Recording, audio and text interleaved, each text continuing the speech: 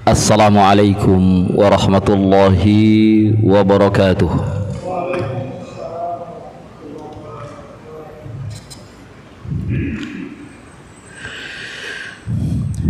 Innal hamdalillah nahmaduhu wa nasta'inuhu wa nastaghfiruh wa na'udzu billahi min syururi anfusina wa min sayyiati a'malina man yahdihillahu fala mudilla lahu wa man yudlil fala hadiya lahu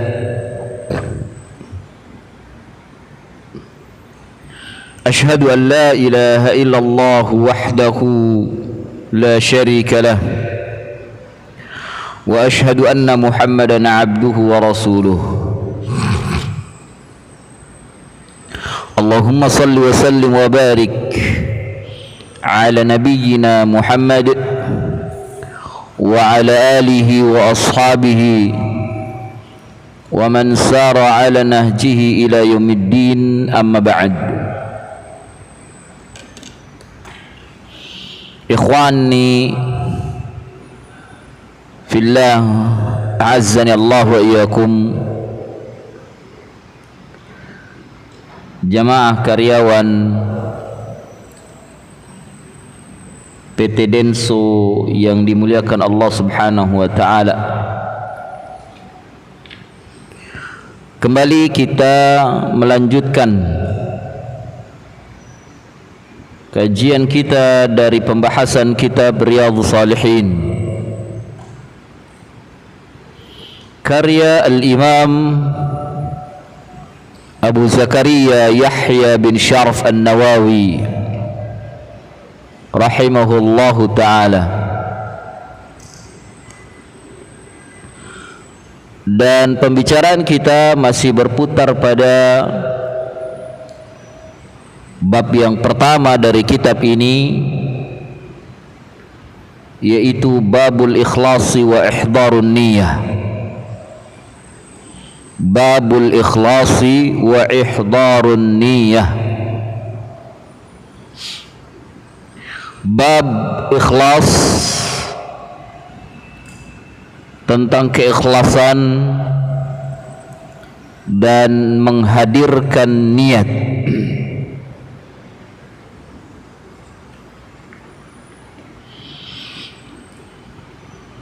Dan pembahasan kita pada pertemuan yang terdahulu telah mengambil hadis yang ke-9.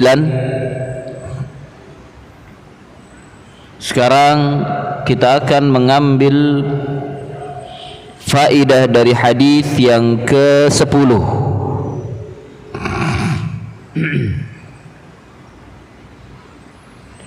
Al-Imam An-Nawawi rahimahullahu ta'ala meletakkan hadis dalam kitabnya ini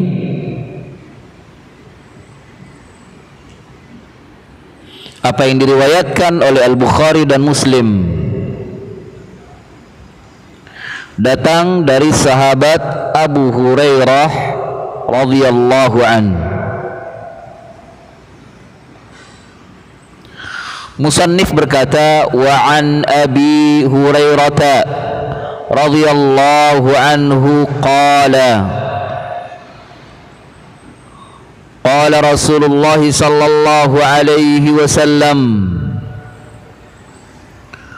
salatul rajuli fi jama'atin tazidu ala salatihi fi baitihi wa salatihi fi suqihi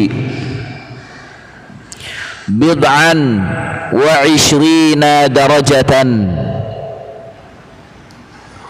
wa dhalika أن أحدهم إذا توضأ فأحسن الوضوء ثم أتى المسجد لا ينهزه إلا الصلاة la yuridu illa as-salah lam yakhtu khutwatan illa rufi'a lahu biha darajatun wa hutta anhu biha khati'atun hatta yadkhula al-masjida fa idza dakhala al-masjida kana fi as-salati ma kanati as-salatu hiya tahbisuhu wal malaikatu yusalluna ala ahadikum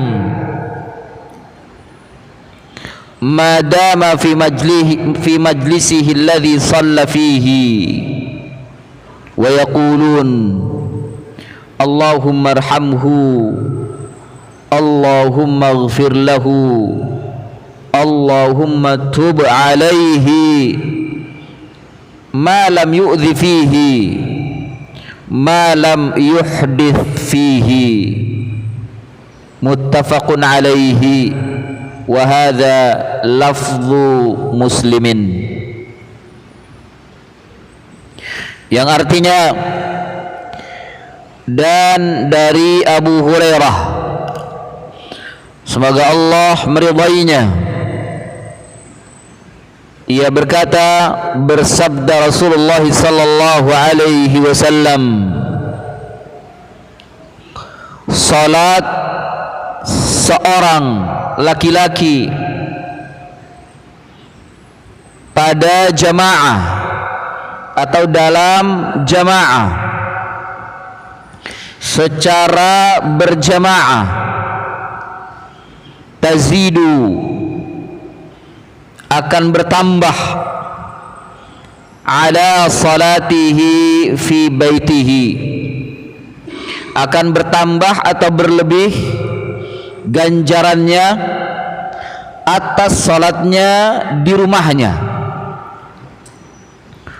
wa salatihi fi suqihi, dan salatnya di pasarnya. Maksudnya di pasarnya di sini adalah tempat kerja, ya, tempat kerja. Ini yang disebutkan dengan dzikru ba'dhin, menyebutkan sebagian,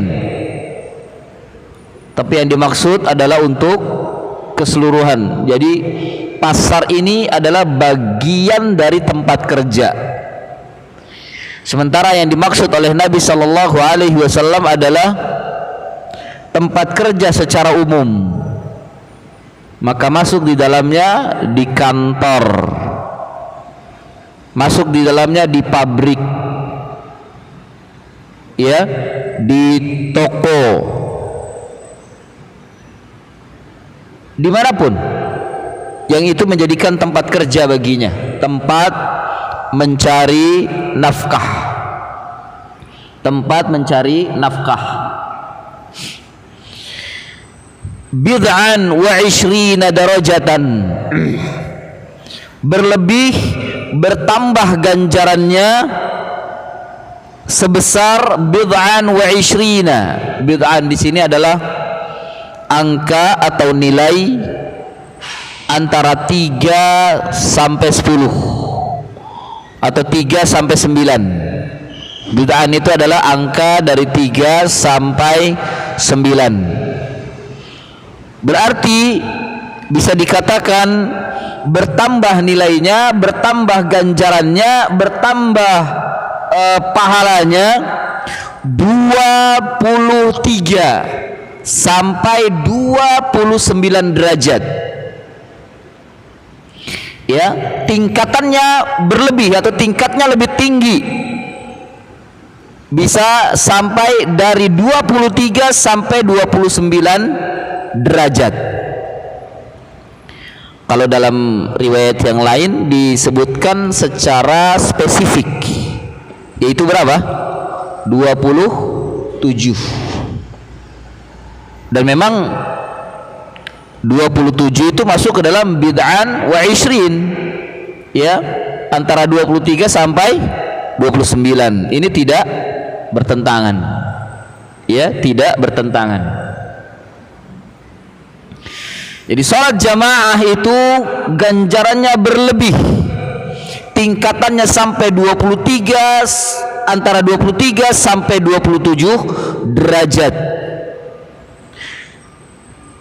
Tapi Nabi Shallallahu Alaihi Wasallam menyebutkan setelahnya tentang kondisi orang yang akan ditambah derajatnya ini, yaitu apa? Wadzalika, yaitu anna ahadahum, bahwasannya salah seorang di antara mereka apabila melakukan idza tawaddaa fa ahsanal wudu'a, dia berwudu dan memperbaiki wudunya, thumma atal masjidah, kemudian ia mendatangi masjid, la yanhizuhu illa shalah, dan tidak terpalingkan atau tidak ada maksud yang lain, illa shalah, kecuali hanya salat, kecuali hanya salat, tidak ada maksud yang lain. Ini yang dijadikan sebagai dalil atau hujjah pada bab ini, ya. Tidak ada niat, tidak ada maksud yang lain kecuali salat. La yuridu illa shalah, fa hadzal bayan. Ya, ini bayan. La yuridu illa shalah. Tidak ada yang diinginkan kecuali salat. Berarti tidak, kalau seandainya ada keinginan yang lain, keluar dari pembahasan ini, keluar dari hadis ini, berarti dia tidak ingin ganjaran pahala sholat jamaah tadi. Apalagi hanya dijadikan niat nomor 2, yaudahlah saya ke sana sambil saya sholat, kan niatnya kedua. Ya, umpama di sana mungkin ada temannya yang menunggu di masjid, niatnya bukan sholat, tapi niatnya hanya untuk menemui temannya, padahal memang sudah terkumandangkan adzan. Hanya niat untuk bertemu temannya, kemudian dia mengatakan sambil saya sholat di masjid, yang sebelumnya dia tidak pernah sholat di masjid, ya, maka dia keluar dari hadis ini, tidak mendapatkan ganjaran. Karena yang diinginkan untuk mendapatkan ganjaran lebih daripada 23 sampai 27 derajat adalah la yuridu illa shalah. Dia datang ke masjid tidak diinginkan kecuali hanya salat saja. Ya. Lam yakhtu khutwatan illa rufi'a lahu biha darajatan atau darajatun. Yang di dalam hatinya berkeinginan demikian, yang tidak diinginkan kecuali hanya sholat, maka setiap langkahnya, ini kekuatan niat ya, kekuatan maksud dan tujuan apa yang ada di dalam hati, keutamaan niat.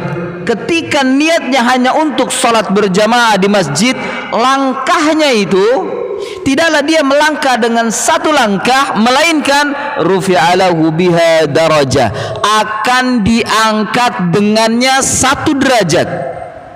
Ini tidak mengurangi derajat ganjaran pahala ketika kita sholat, tidak. Yang diberikan derajat oleh Allah hanya langkah saja. Berarti kalau digabungkan itu bisa lebih daripada 27, bahkan mungkin lebih daripada 30 derajat kalau seandainya digabungkan dengan langkah. Apalagi kalau langkah kaki kita ke masjid itu lebih dari 500 atau 1000 langkah. Bayangkan 1000 langkah tambah 27 derajat menjadi 1027 derajat. Karena setiap 1 kali langkah itu derajatnya naik. Langkah itu bukan apa 1 putaran begitu, bukan langkah, tapi setiap kaki maju itu langkah. Kaki kanan maju langkah, kaki kiri maju itu langkah. Langkahnya seperti itu, ini satu langkah, ini satu langkah, ini satu langkah. Bukan 2 begini langkah. Bukan. Setiap kaki maju ke depan itu 1 langkah. kaki kiri maju ke depan itu 1 langkah. Jadi setiap langkah itu diangkat 1 derajat. Wa yakhtu khutwatan illa rufi'a lahu biha darajatun, 1 derajat. Wa hutta anha biha khati'atun, sudah diangkat derajatnya. Bila kita memiliki dosa, setiap 1 dosa dihilangkan. Diangkat derajat, dosa dihilangkan. Diangkat derajat, dosa dihilangkan. Jadi semakin jauh dari dosa. Namun ya ikhwah, dosanya di sini adalah dosa kecil atau dosa besar? Hah? Dosa kecil apa dosa besar yang dihapus? Kecil, bukan besar, bukan, kecil. Adapun dosa besar tidak bisa dia dihapus dari sholat ke sholat, dari Jumat ke Jumat, dari langkah ke langkah ke masjid, tidak. Meskipun ada perkataan Umar bin Khattab radhiyallahu an, la yakunu kabiratan ma'a al-istighfar, tidak akan menjadi dosa itu besar kalau seandainya terus ditimpa dengan istighfar. Ya, maksudnya di situ untuk mengikis, ya, mengikis dosa. Namun yang dimaksud di situ adalah bila kita menumpuk dosa kecil, dosa kita tapi kecil derajatnya, namun kita ulang-ulang dosa itu, menumpuk dia, maka akan menjadi besar. Ingat, gunung itu tersusun dari kerikil, tersusun dari batu-batu kecil. Gunung itu tidak akan besar kalau seandainya terus ditimpa dengan istighfar. Artinya setiap kita melakukan dosa, istighfar, bertaubat dan istighfar. Setiap dosa, bertaubat dan istighfar. Dan kita akan mengetahui dosa yang kita lakukan itu disebabkan karena ilmu yang ada pada diri kita tentang dosa. Kalau tidak tahu, ya dia tidak tahu. Dia tidak akan mendapatkan ilmu tentang mana dosa kecil, mana dosa besar. Naam. Ya. Wa hutta anhu biha khati'atun hatta yadkhul al-masjid, sampai dia masuk masjid. Jadi setiap langkah sudah diangkat derajatnya, dihapus dosanya, diangkat derajatnya, dihapus dosanya. Ini keutamaan seorang laki-laki yang melangkah ke masjid. Bukan perempuan ya, laki-laki. Soal kalau perempuan gimana? Jadi ada perempuan dia suka sholatnya di masjid, apakah dia mendapatkan keutamaan ini? Iya, dapat. Tapi tidak seperti keutamaan laki-laki. Karena sholat yang paling utama untuk perempuan di mana? Di rumah. Sholat perempuan itu di rumah, bukan di masjid. Itu yang lebih baik. Hatta sholat tarawih di bulan Ramadan, sholat terbaik untuk wanita di rumah, bukan ikut berdesak-desakan di masjid. La. Ya, dan ini sesuai dengan sabda Nabi sallallahu alaihi wasallam, ya, afdhalus salatu linnisa fi jawfi baitiha. Seutama-utama salatnya untuk wanita adalah di tengah-tengah rumahnya. Maksudnya di kamar atau di tempat yang tersembunyi di rumahnya itu. Fi jawfi baitiha. Ya. Nah, maka ini kekhususan bagi laki-laki. Kekhususan bagi laki-laki, meskipun kalau ada wanita yang mendapatkan ini atau yang ingin berangkat seperti laki-laki, dia juga mendapatkan keutamaan ini. Tapi mereka lebih utama lagi tidak melangkah, karena ada ganjaran yang lebih besar dari ini ketika ia sholat di rumahnya. Sholat di rumahnya lebih daripada 27 derajat yang didapat oleh laki-laki. Sholat di rumahnya lebih tinggi derajatnya ketimbang langkahnya dia mendapatkan derajat seperti laki-laki. Justru ini keutamaan wanita bila sholat di rumahnya. Meskipun tidak ada penjelasan bagaimana keutamaannya di sana, kecuali Nabi menyebutkan secara umum kalau dia menjaga sholat 5 waktunya, maka dia akan masuk ke dalam surga melalui pintu manapun yang dia mau. Ya, melalui pintu manapun yang dia mau. Naam, kita kembali. Hatta yadkhulal masjid, sampai dia si laki-laki ini masuk ke dalam masjid. Jadi setiap langkahnya dihitung, dosa-dosanya dihilangkan.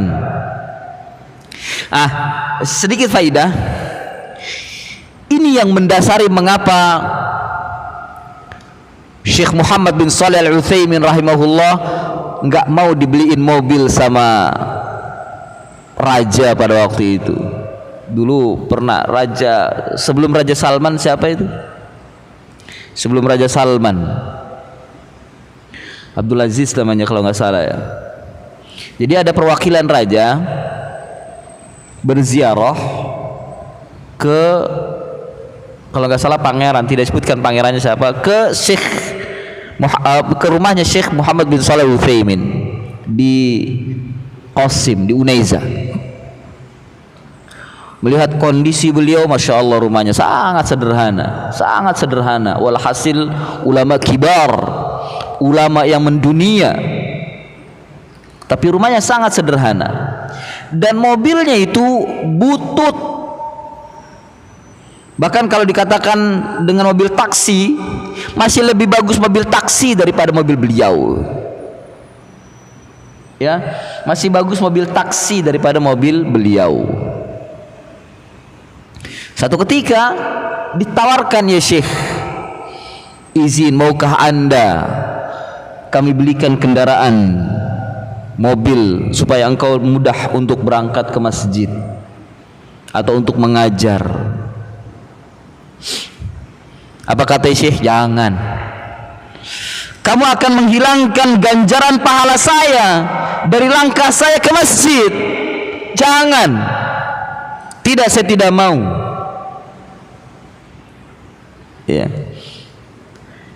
bisa engkau gunakan untuk yang lain. Ketika ke masjid engkau tetap berjalan, tapi dengan ini lah, jangan. Kemudian karena melihat kondisi mobil seperti itu, ini kamu tidak tahu sejarahnya, ini telah menemani saya tidak mau cerai dengan mobil ini. Sampai seperti itu. Dan pernah juga dibawa oleh beliau mobil bututnya itu ke Makkah untuk melakukan umrah atau haji atau umrah waktu itu. Dan juga mogok di jalan, sudah begitu mogok lagi di jalan. Ya. Nah, raja ini ingin memberikan mobil, tapi beliau tidak mau. Karena dianggap langkahnya akan hilang nanti ganjarannya. Engkau menghilangkan ganjaran langkahku ke masjid. Dan antum tahu jarak masjid dengan rumah beliau, dikabarkan oleh muridnya lebih kurang itu 1 kilo. 1 kilo. Dan jarak 1 kilo lumayan ya, jauh ya. 1 kilo jauh nggak kira-kira menurut antum? Jauh 1 kilo itu. 1 kilo jaraknya. Tapi Syekh itu tidak pernah telat untuk sholat berjamaah. Selalu datangnya sebelum azan.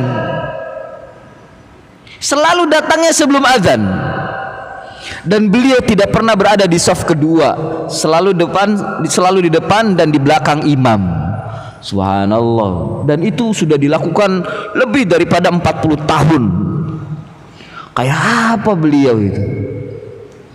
Nah, kita masjid cuma 200 meter, 100 meter, malesnya luar biasa. Banyak alasan lagi. Ya. Nah, berdasarkan dengan hadis ini beliau nggak mau diberikan kendaraan. Padahal gratis, itu gratis, bahkan diberikan juga segala kebutuhan untuk biaya perawatan, itu ada tunjangan, diberikan sama aja untuk tunjangan mobilnya dari pajaknya segala macam. Dia tinggal pakai, nggak ada urusan yang lain. Surat sudah diurusin semuanya. Beliau tinggal pakai. Tiap bulan akan ada subsidi untuk tunjangan kendaraan, tetap nggak mau beliau. Subhanallah. Nah, itu kesederhanaan ulama. Beda dengan Indonesia, malah minta-minta gitu. Dikasih 50 juta marah, maunya 100 juta. Masya Allah. Itu Indonesia itu. Ya. Syekh nggak mau. Bahkan pernah juga beliau ditawarin untuk merenovasi rumahnya. Karena tahu rumahnya, ya Allah, di Uneze itu sederhana sekali. Ya, sederhana. Mungkin agak luas ya, tapi memang kayak rumah gimana ya, bukan begitulah, sederhana. Temboknya terbuat dari kayak tanah gitu kan, seperti itu, sangat sederhana. Kalaupun dicat juga catnya udah pada rontok, terkelupas begitu. Iya, ditawarin untuk direnovasi, ya tentu kalau dikasih itu renovasi, dibikin lux rumahnya itu meraja, dikasih nggak mau. Apa kata beliau? Saya sedang membangun rumah di apa namanya waktu itu ya. Yang dimaksud ini ada taman kuburan gitu ya. Taman kuburan. Tapi raja nggak tahu kalau itu taman kuburan. Saya sudah bangun rumah di tempat ini, di daerah itu ternyata memang taman kuburan gitu. Maksudnya beliau sudah mempersiapkan rumah di kuburan gitu. Artinya dia sedang mempersiapkan diri untuk membangun rumah di kuburan. Sementara ini nggak usah. Ini nggak usah, rumah saya nggak usah dibangun.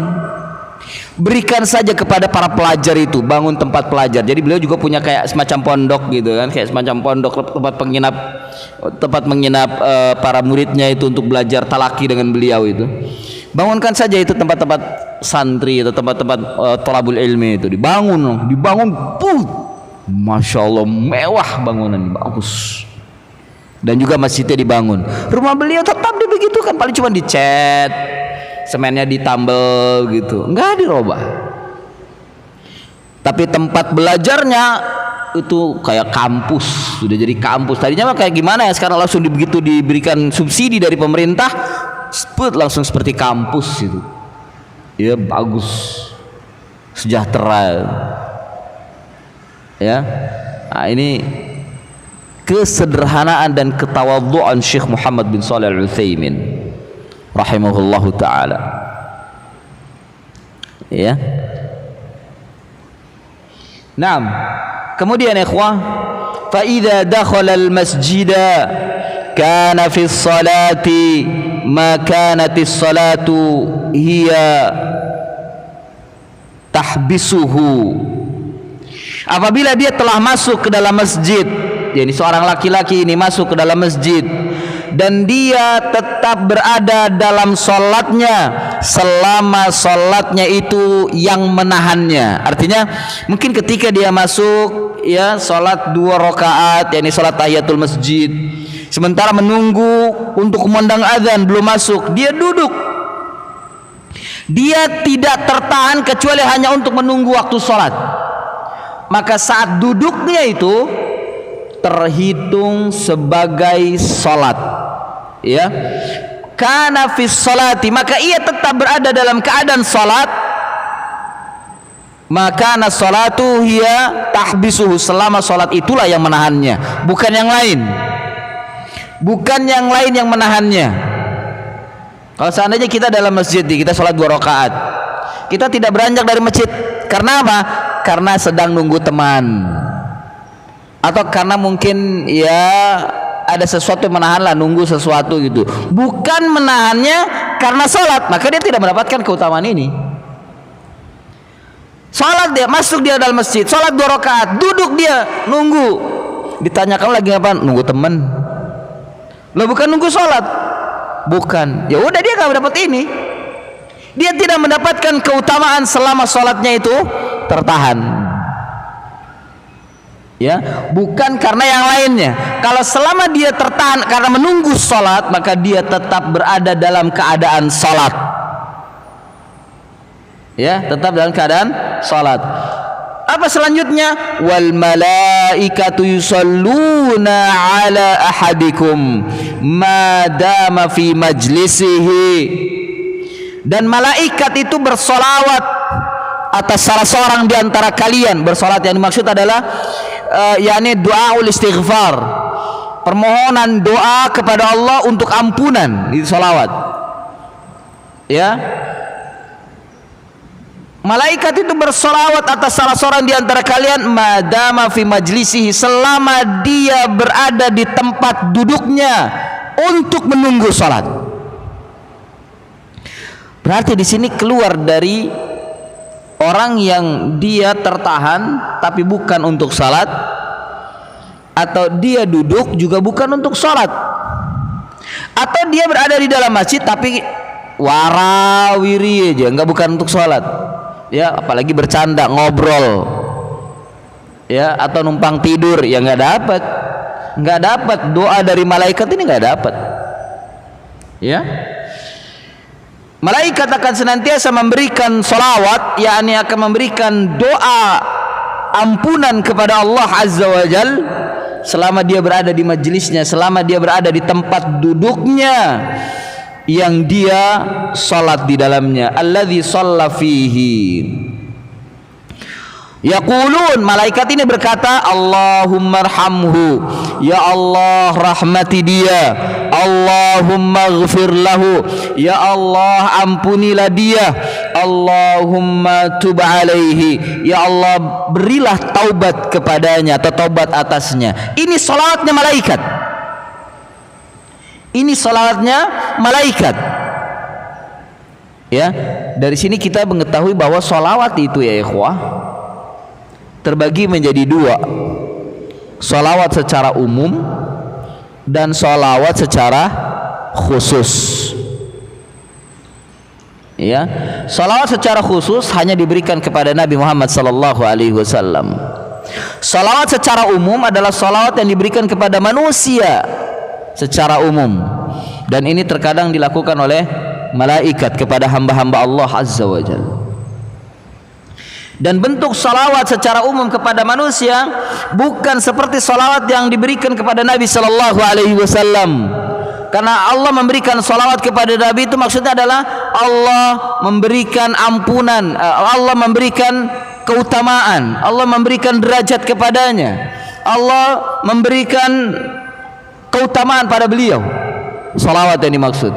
Bahkan dalam riwayat yang lain, salawat itu adalah derajat beliau yang ada di surga. Ya, kalau dikatakan ampunan, bukan karena Nabi ma'sum, terjaga dari dosa. Kalaupun beliau berbuat dosa, sudah diampunkan oleh Allah Azza wa Jalla. Itu yang dimaksud dengan ma'sum.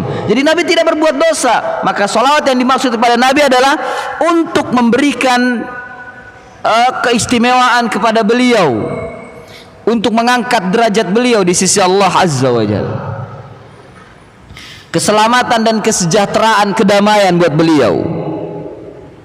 Itu salawat. Sementara kalau untuk yang lainnya selain daripada Nabi, ini bentuknya adalah doa untuk Allah memberikan rahmat kepadanya, untuk Allah memberikan ampunan kepadanya, untuk Allah memberikan taubat atasnya. Fahadihi salawat. Ya, salawatnya malaikat. Malam yu'dhi fihi, selama dia tidak terganggu di dalam tempat duduknya menunggu salat itu, dia diam menunggu salat, atau bahkan dia melakukan zikir-zikir, yang membaca zikir-zikir yang disyariatkan ketika dia menunggu salat, termasuk diantaranya bersolawat kepada Nabi sallallahu alaihi wasallam. Ya, malam yu'dhi fihi, selama dia tidak terganggu. Dari sini menunjukkan bahwa kalau dia terganggu dalam duduk salat, menunggu salatnya terganggu, dia tidak mendapatkan keutamaan ini. Terganggu dengan apapun, ya. Terganggu dengan apapun, terganggu dengan, kalau seandainya dia bawa laptop, terganggu dengan laptopnya, terganggu dengan HP-nya, terganggu. Ya, zikirnya terganggu, khusyuknya terganggu dalam duduknya menunggu salat. malam yuhdits fihi, selama dia tidak berhadas. Ya, sudah tidak terganggu dan juga selama dia tidak berhadas. Muttafaqun alaih. Hadis ini diriwayatkan Al-Bukhari dan Muslim, dan ini lafaznya Imam Muslim. Ikhwani fillah, a'azzani Allah wa iyyakum. Fikih hadis yang bisa kita ambil dari hadis ini,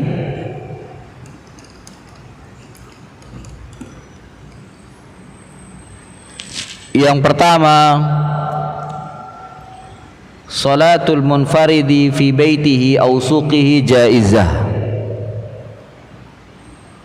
walau lam takun jaizatan lam tarattab 'alaiha darajatan aw darajatun minal ajr.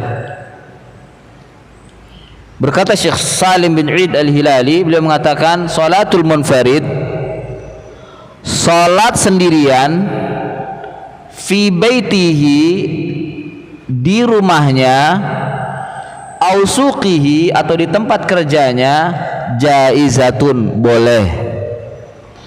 Ingat, ini bukan menunjukkan, memang bukan menunjukkan pengharaman ya, bukan. Boleh tapi gitu, boleh tapi ada tapinya gitu. Ada tapinya. Walau lam takun jaizatan lamma tarattaba 'alaiha darajah. Kalau seandainya dikatakan tidak boleh, maka tidak ada ketentuan tingkatan derajat di sana. Karena Nabi mengatakan apa? Salatu rajul fi jama'atin tazidu ala salati fi baiti, menunjukkan bahwa kalau seandainya kita ada uzur, atau kalau seandainya kita tertinggal sholat, umpama ya sholat itu sudah berlalu, kita baru sampai, maka mau nggak mau kita sholatnya di rumah sendiri, dapat, hanya saja ganjarannya tidak seperti jamaah, dia cuma dapat 1 derajat aja, juga nggak dapat derajat langkah ke masjid, hanya 1 dia, tapi tetap dikatakan terhitung sholatnya oleh Allah Subhanahu wa ta'ala. Karena ada yang berpendapat ya ikhwah, seseorang kalau dia tidak sholat di masjid itu tidak sah. Ada berpendapat seperti itu, dan dia mengatakan bahwa sholat di masjid itu syarat sahnya sholat. Nah, ini berat yang seperti ini, sehingga kalau sholatnya di rumah sendirian, la sholat lahu, tidak ada sholat baginya, tidak ada sholat baginya, artinya sholatnya tidak sah, sholatnya tidak sah. Nah, sementara sebagian ulama yang lain menyatakan bahwa sholat di masjid itu berjamaah tidak menjadikan sebagai syarat sah atau tidak sahnya sholat, tidak. Karena syarat sahnya sholat itu bukan ditinjau dari jamaah atau tidak jamaah gitu, bukan. Karena antara jamaah dengan tidak jamaah, jamaah dengan munfarid itu sudah pembahasannya berbeda, bukan lagi pembahasan bagian daripada rukun dan syarat sholat. Ya, dan memang ini terjadi perbedaan pendapat para ulama. Nah, termasuk diantaranya Syekh Salim bin Eid Al-Hilali menyatakan, berpendapat bahwa ini dalil atau hadis menunjukkan bahwa salat sendirian di rumah itu terhitung dan sah salatnya, terlepas dari ganjaran yang didapat. Tentu ganjarannya sangat kecil sekali, tidak besar, karena tidak sama seperti salat jamaah. Naam, sah tapi kecil ganjarannya. Lalu apakah dia sudah menunaikan kewajiban? Sudah, sah salatnya, sah, terlepas dari ganjarannya kecil atau besar gitu. Maka kalau ingin ganjarannya besar, ya di masjid. Kalau ingin ganjarannya besar, di masjid. Namun di sisi lain, Syekh Salim bin Eid Al-Hilali mengatakan bahwa meskipun sah sholatnya di rumah, tapi sholat berjamaah itu hukumnya wajib. Kalau ditinggalkan untuk sholat berjamaah sementara tidak ada uzur meninggalkannya, maka dia berdosa. Meskipun dia sholatnya sendirian sah, tapi berdosa kalau seandainya dia meninggalkan jamaah tanpa uzur.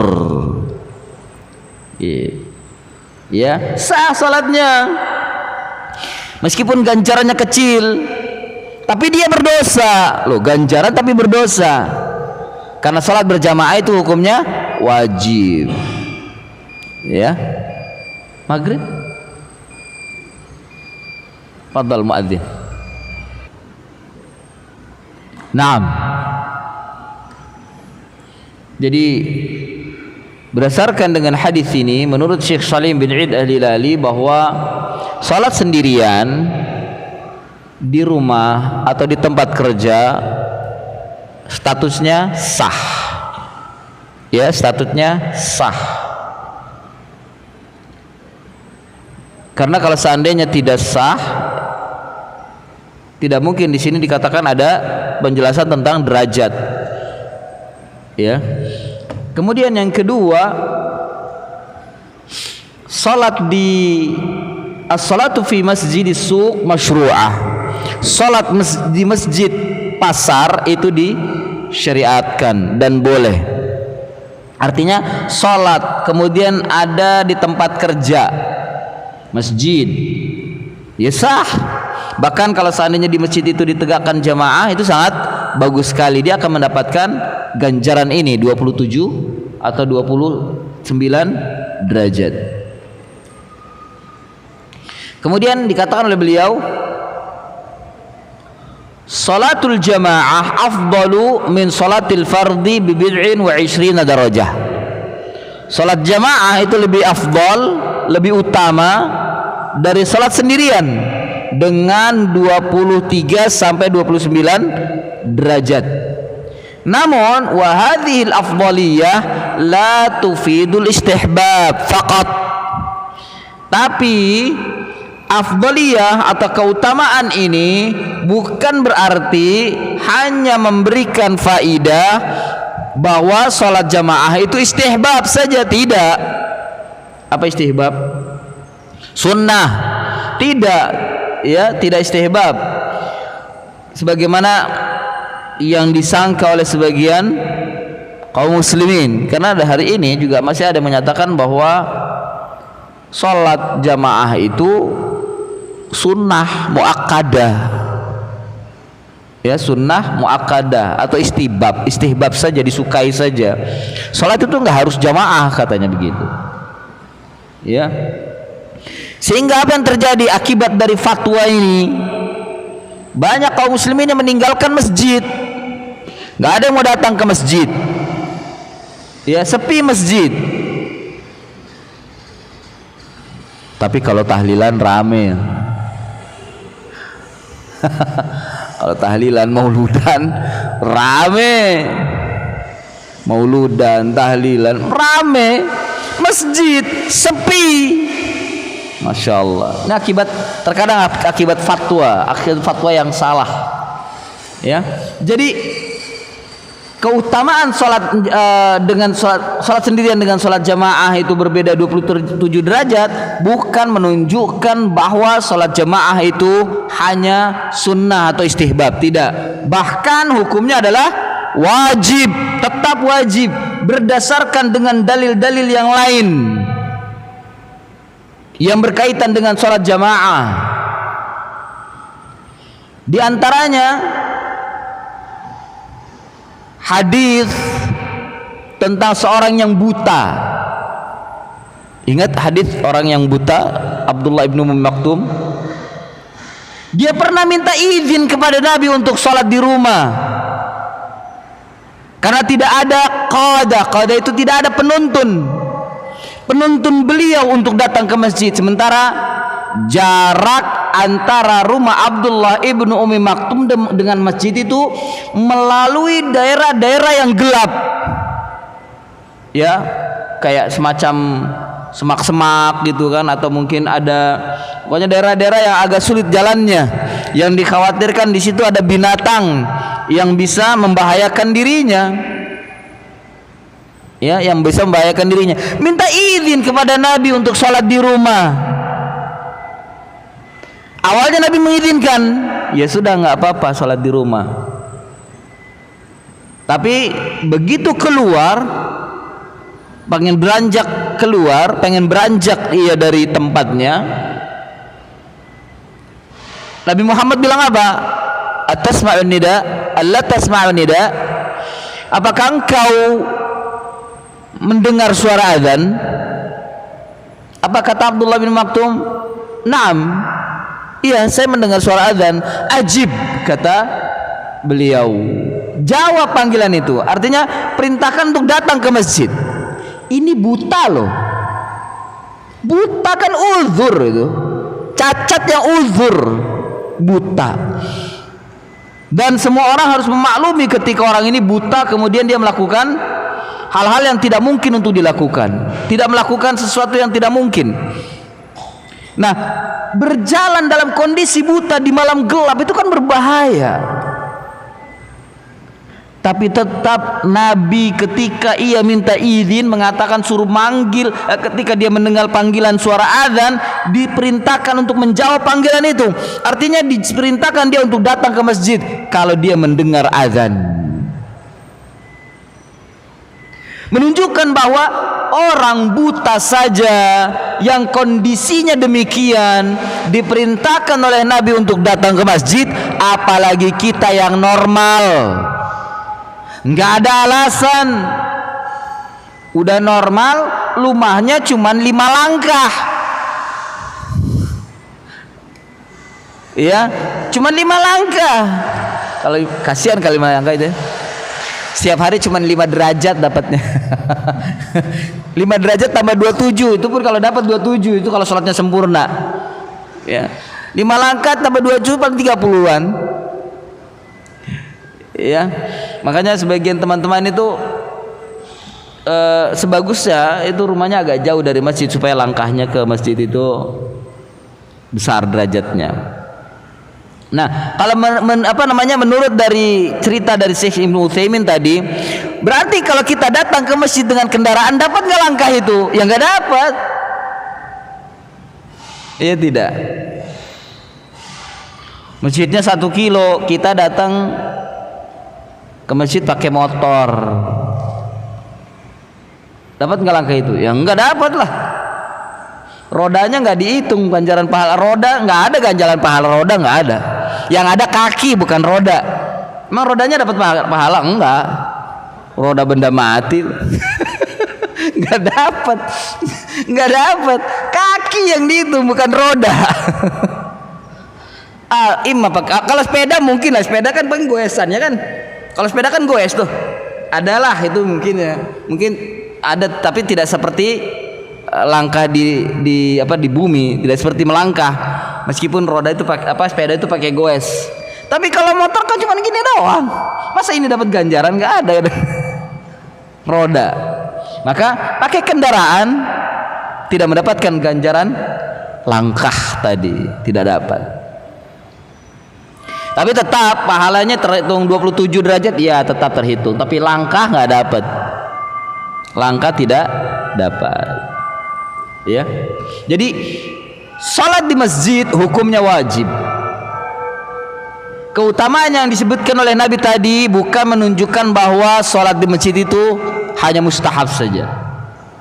Karena di sana ada hadis-hadis yang sangat banyak sekali yang menunjukkan atas wajibnya salat berjamaah di masjid.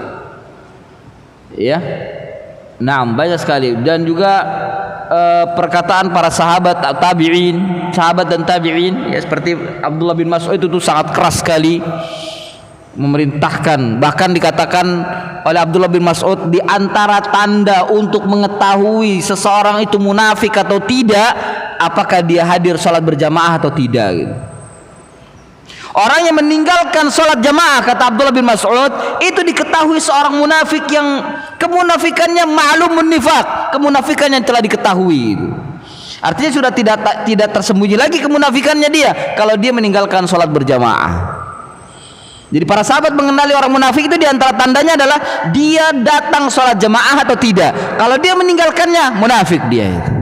Sampai seperti itu. Ya.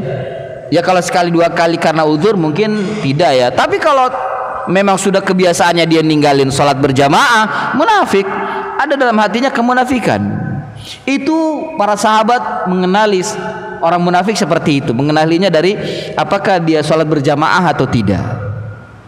Menunjukkan bahwa sholat jamaah itu wajib. Ya bukan hanya sekedar sunnah, kecuali ada uzur.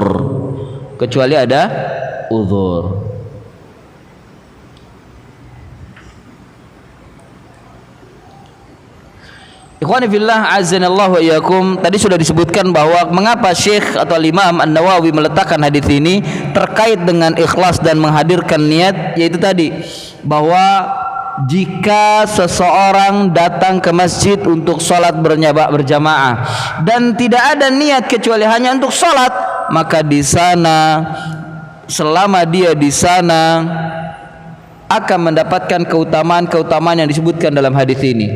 Termasuk diantaranya dia tetap dalam keadaan sholat, ya, dan dia mendapatkan ganjaran, diangkat derajatnya, dihapus dosanya dan lain-lain.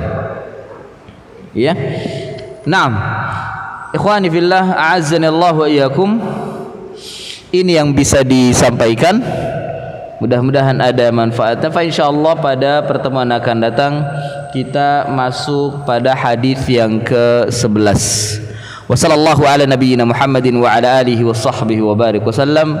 Subhanaka Allahumma wa bihamdika asyhadu an la ilaha illa anta astaghfiruka wa atubu ilaik. Wa akhiru da'wana anil hamdulillahi rabbil alamin. Wassalamu alaikum warahmatullahi wabarakatuh.